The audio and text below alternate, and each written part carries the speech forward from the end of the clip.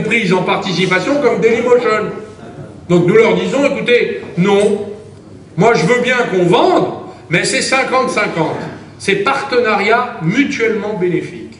C'est win-win, gagnant-gagnant. C'est pas lose-lose, tout perdu pour nous. Donc la défense de nos intérêts fait l'objet d'une surveillance permanente. La commande publique, les cessions-acquisitions, le comportement en termes d'emploi, la question de la localisation de l'industrie et de la commande de la sous-traitance. Bref, nous sommes des interventionnistes absolument irréparables. Nous continuerons à l'être et nous assumerons cet interventionnisme car c'est de l'intérêt du pays. Et si le président de la République a donné au ministère de redressement productif l'agence des participations de l'État, c'est-à-dire l'équivalent de 60 milliards d'euros en portefeuille, ce n'est pas pour gérer ce portefeuille comme un bon père de famille qui aurait besoin de faire rentrer des dividendes dans les caisses de l'État. C'est précisément pour pouvoir en faire un outil de politique industrielle.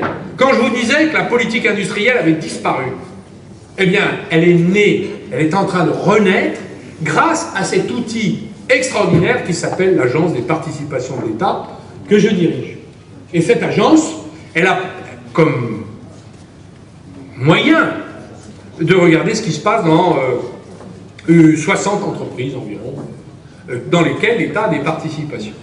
Et c'est donc un outil supplémentaire pour pouvoir intervenir sur le cours de l'économie. Alors les anglo-saxons disent, mais qu'est-ce que vous vous mêlez d'une PME de 165 salariés? C'est une PME qui deviendra peut-être un leader mondial de l'industrie du contenu, Internet. Et là où ça s'est développé dans le reste du monde, c'est devenu des entreprises avec des milliers de salariés.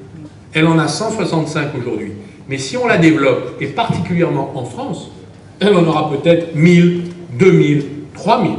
Ma responsabilité, c'est de défendre l'intérêt de la France et non pas laisser brader les biens de la couronne avec cette désinvolture qui ne peut pas caractériser un pays qui est en mobilisation nationale pour défendre ses outils industriels et ses emplois.